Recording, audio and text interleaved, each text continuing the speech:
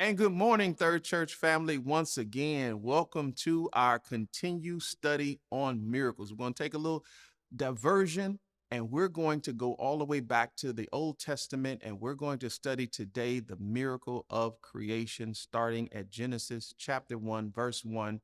Hear these words. In the beginning, God created the heavens and the earth.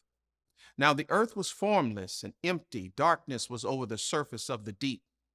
And the Spirit of God was hovering over the waters. And God said, "Let there be light."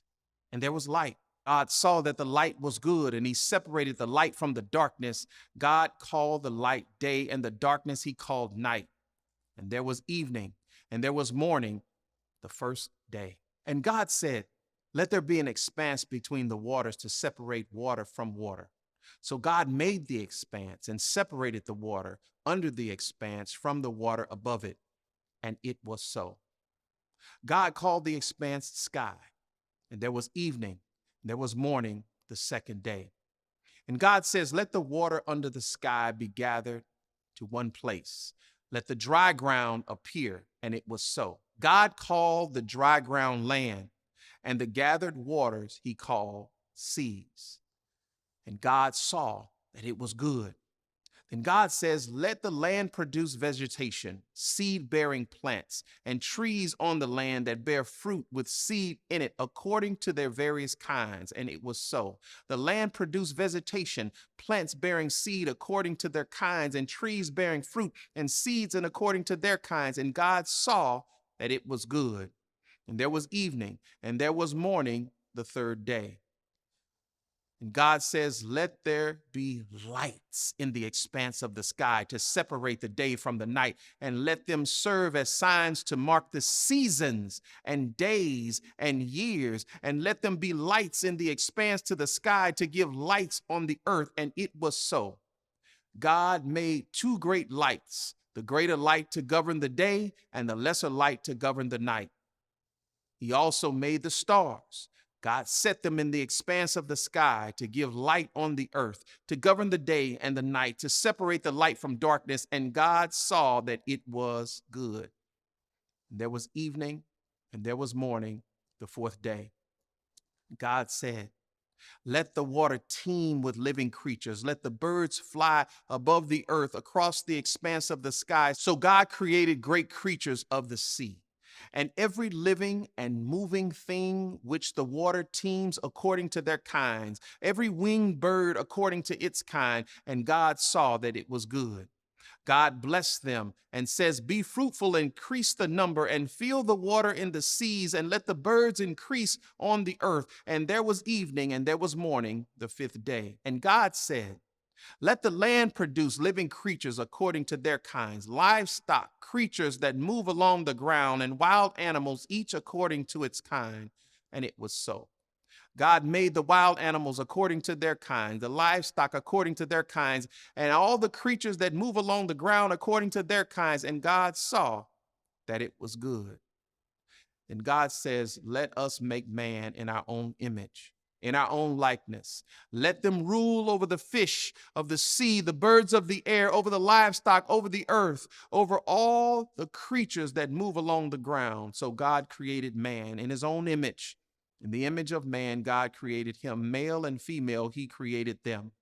God blessed them and says, "Be fruitful and increase in number. Fill the earth and subdue it. Rule over the fish of the sea, the birds of the air, and over every living creature that moves on the ground."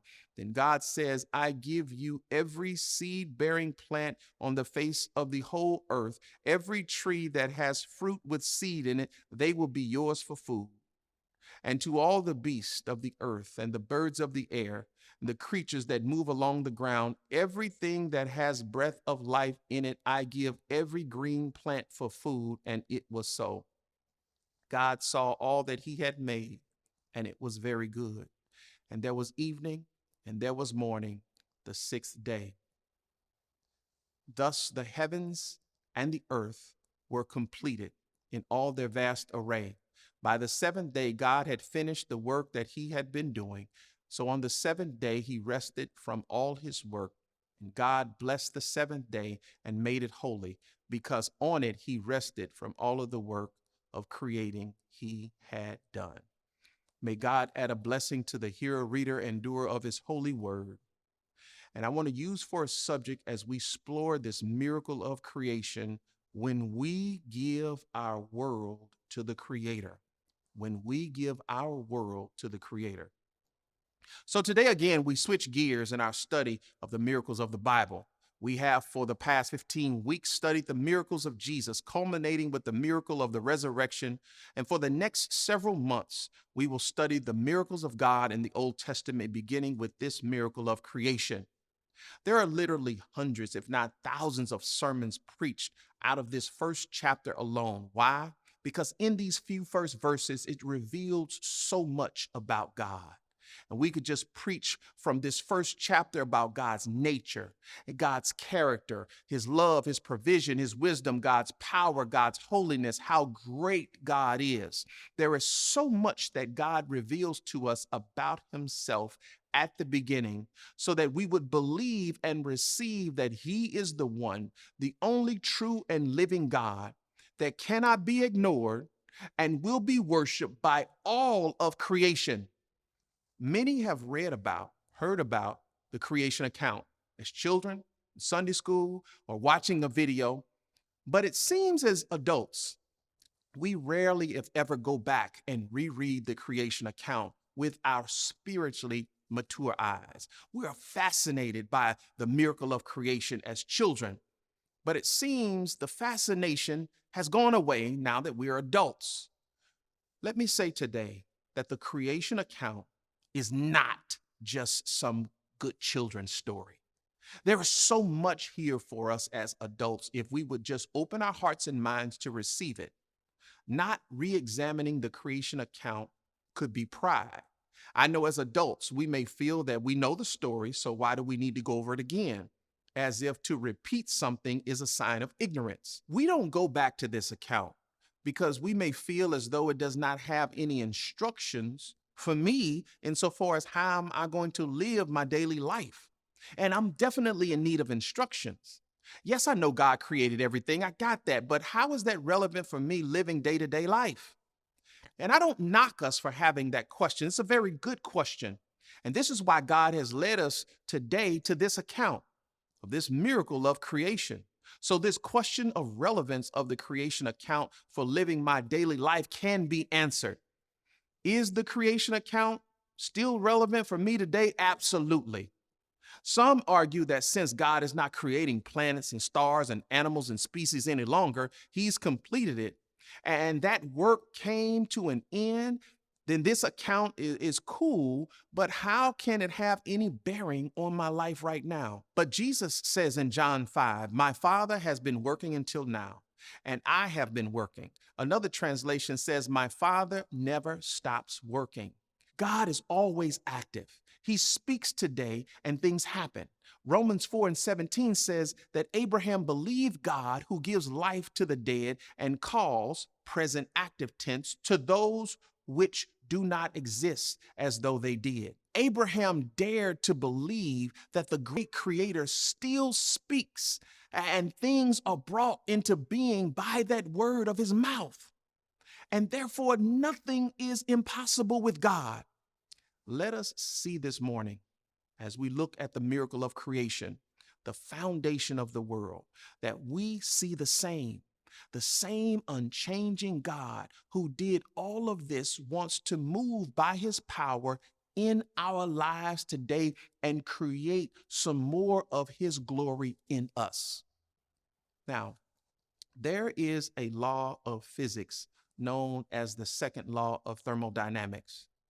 You may have heard it quoted before because it's a fundamental principle of physics, which, if true, means that the bankrupt theory of evolution was never possible in the first place. The second law of thermodynamics states basically that in every process, albeit physical, natural, biological, industrial, technological, if something which is in a state of order is just left alone without any force or influence being applied to it, it will not improve, but rather it will move to a state of disorder and then to a state of chaos. We know that our cars will eventually rust, our clothes will wear out, our homes will eventually crumble, and single cell blobs do not crawl out of a primeval swamp and evolve themselves into complex life forms like animals and human beings. It's not physically possible, it's nonsense. But I want to look today at this law, this second law of thermodynamics, for another reason. Not only is this a very convincing argument against evolution, it also illustrates something that is equally true in the spiritual realm. Whenever we leave God out of our lives, anything that was working fine turns to disorder and ultimately turns to complete chaos and devastation. So, looking at the second law of thermodynamics in a reverse way, what has order returns to void without the creative, life giving power of God.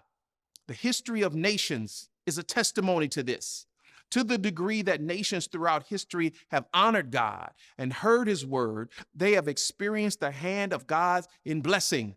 Where Christianity has flourished, there have been law and order and great freedom and even prosperity. But those nations who have rejected God for idolatry have regressed into gross darkness, anarchy, and bondage. Let me explain it like this.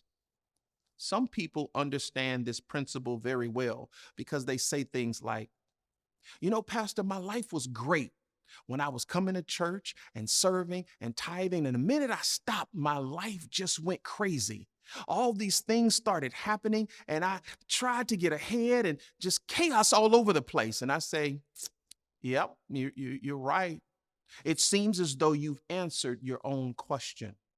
We cannot have order in our lives without the one who created us, leading and guiding us and constantly making provision for us.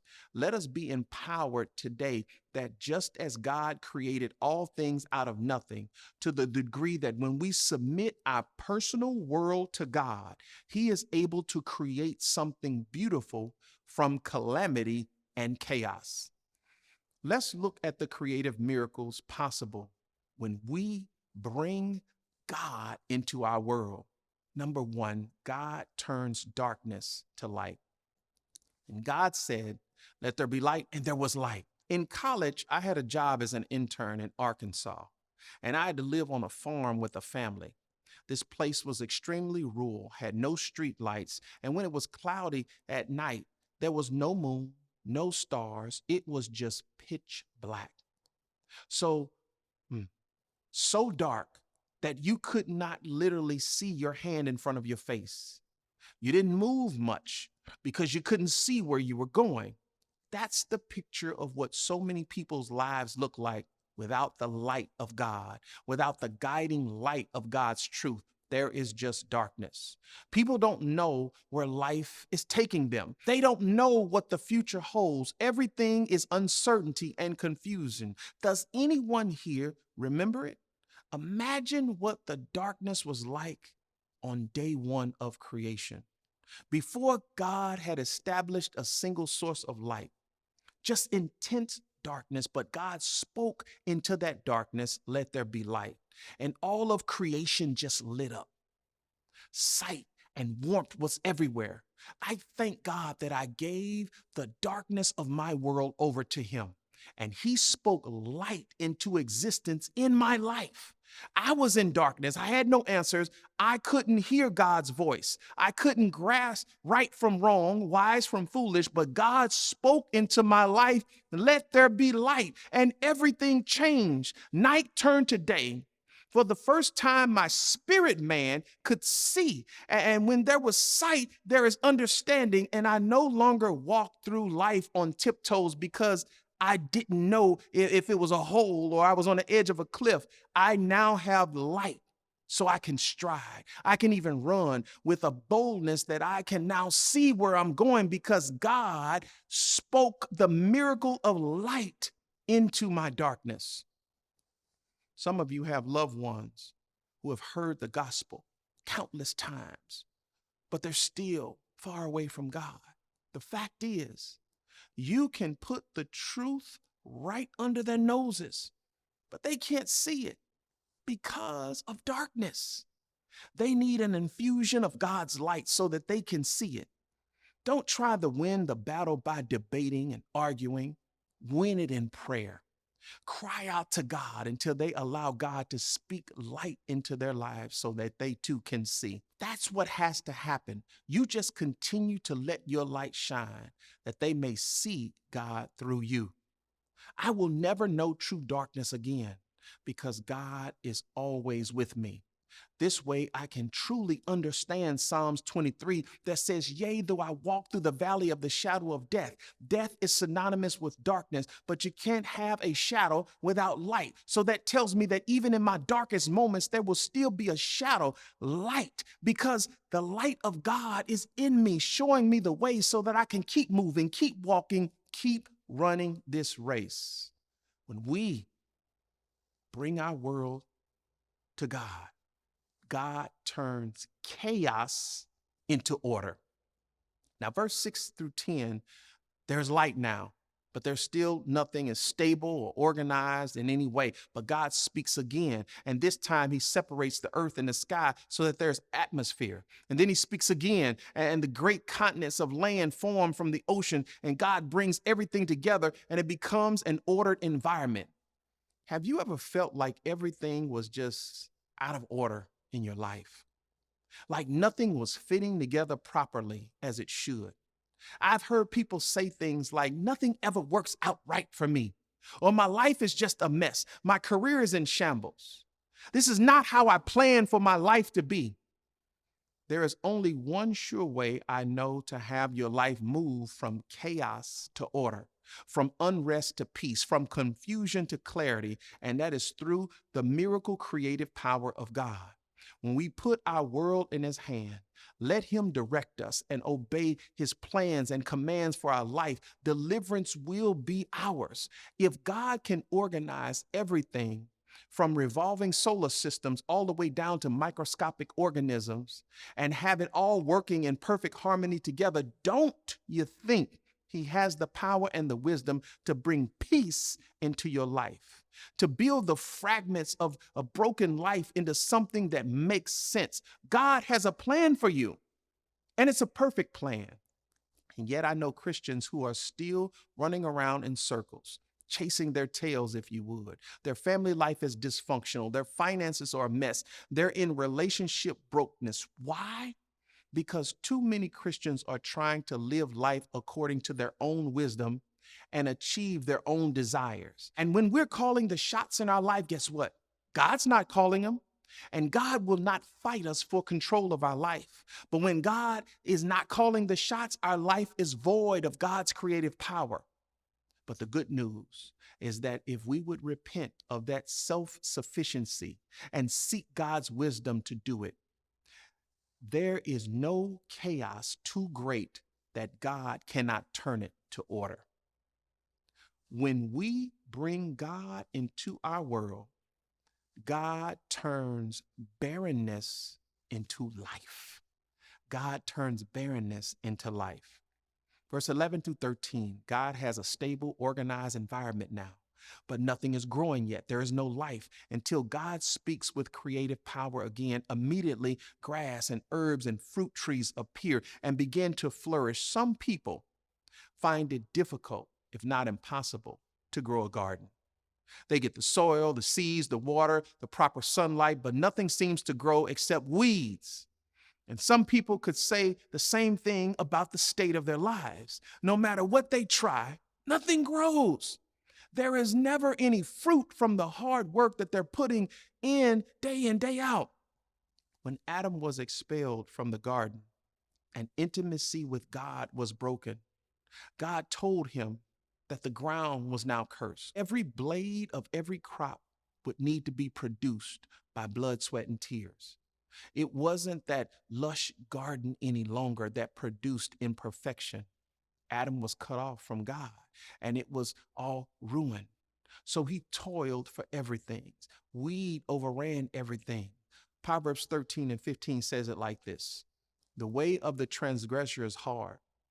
Jesus says in John 15 that the way to have a fruitful life, a life that is productive, a life that blooms, is to be connected to God, to be in vital union with God.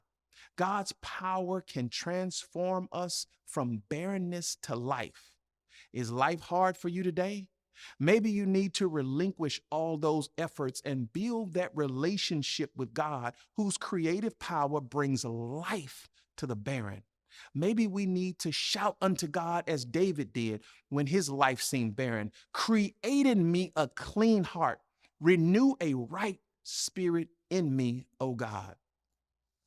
When we bring God into our world, number 4 today, God turns empty years to full seasons. Verse 14 through 18. Before God hung the sun, the moon, the stars, there could be no fluctuation, no ebb and flow of the tides, no changing of the days. All there could be was passing of time. I hear people complain about the meaninglessness of life. Some get to the point that they're even ready to give up on life, not for its hardships, but for its boredom, its monotony. They say that my life seems not to have any purpose. That's what King Solomon found whenever he looked at life on earth without reverence to God. You read his search in the book of Ecclesiastes. He says, meaningless, meaningless. Life is meaningless. It's all vain. It's just passing of the time. Without God, we just simply exist, but nothing more. Only God can turn empty years into full seasons. I was just existing until the Spirit of God showed me what spiritual full seasons were. There is the heat of summer planting. There is the harvest of fall. There are the rigors of winter. And there is the springtime, hallelujah, of new life springing up again. That's my faith journey. Through seed planting, storms, rain, I grow in my faith through the cycles of full spiritual seasons with God. I learn that all things work together for my good and to God's glory because I am called according to his purpose. What an exciting life when we allow God to turn our empty years into full seasons. I don't have resolutions every year that are the same as last year because God does not keep me in the same place. Each year gets better, stronger, wiser because God gave my life seasons. So when we bring our world to God, he turns lack into abundance. He turns lack into abundance. Verses 22-25, so far, there's only plant life, and the earth has no inhabitants. God speaks again, and the waters teem with life. Every kind of fish, sea creatures, schools and millions of species and varieties, and the air is filled with birds of all kinds, then animals, so many exotic types, they fill the earth. From lack to abundance by the simple word of God's mouth. Without God, life is impoverished. And this has nothing to do with money. You can be the richest person on earth and have a bankrupt spiritual life. God has caused the waters, the air, the land in my world to teem with life. The more I yield to God, the more his creative power can be active in my life, the more abundance that flows through my life, doors of opportunity in abundance, joy in abundance, revelation and truth in abundance, abundant wisdom. All God's richest blessings belong to me because I submitted my world to him. People's world is so small, so confined. They never see a new horizon. They need God to speak abundance into their life. Will you let God speak abundance into your life today? When we bring God into our world, God turns loneliness to love. Verse 27, God finally created man and put him in the garden, but chapter 2 explains how God says Adam wasn't complete until that point. After every act of God's creation, God's verdict was it was good. But when he created Adam, he says it's not good for man to be alone. The creation was wonderful. Adam was a fine specimen, but it was not good that he was alone. So God created woman and brought her to Adam. And God saw the need, and God created the answer by the word of his mouth. Side note here, Adam didn't sense a need. He was fine with his perfect relationship with God. It was God who said that this is what you need. Many take God giving Adam Eve that there is someone for everyone, as to say that until you are married, you are incomplete, half of a person. That is not as God would have it. That is not true. This account tells me that God not only created us to be in relationship with him, but to be in relationship with one another. We are to be connected, not just in marriage, but in a community of faith where we love, care for, inspire, protect, and encourage one another. People think because I don't have a husband or a wife that God has somehow forgotten about me. No, God wants to first be the head of your life, in addition to you being connected to others. And if God sees that a need in you for a companion in marriage, he will give that to you. Too often we are saying, God, I have a need because of what I perceive in others. So I'm going to go out and hunt down something and drag it to the altar and say, God, bless this mess. If it's God's will for you, he will bring it to you. There is someone for everyone, but that someone is God. We have a longing for love, but it must first be filled with God himself. And this will allow us to be able to love a spouse, children, family, friend, whatever combination God puts into our life, because now when we give our world to God, we have the capacity to love unconditionally. Finally, this morning, when we bring our world to God, he turns powerlessness to control. He turns powerlessness into control. Verse 28, when God had created everything, he gave Adam dominion. That means rule and responsibility over it all. He says, you steward this. What an incredible task. But Adam did it. He named the animals. He tended the garden. Everything was working. But again, when he and God were separated, things were thrown back into chaos. So for thousands of years, man had been wrestling to control the great forces of creation that are in upheaval. Romans says the whole creation is groaning because of the devastation of sin. People strive to be in control of their lives, just as they think it ought to be, to please themselves. And the results is that their life seems to be getting more and more out of control every day. The funny thing is, we need to do just the opposite. Instead of grasping for control, we need to relinquish control to God. Let him be Lord and master. When we try to make sense of things or work them out without the Creator's plan or blueprint, we just make a mess of things. I was trying to work on something one day without reading the directions. A lot of us do that. And I'm trying to unscrew something with all of my might, and nothing is happening. So then I actually read the directions and I realized the item was reverse threaded. So I'm thinking I'm loosening the screw and I'm really tightening it all the more. In our life, we think we can make it all right. We think we can make sense of it apart from God's instruction manual called the Bible.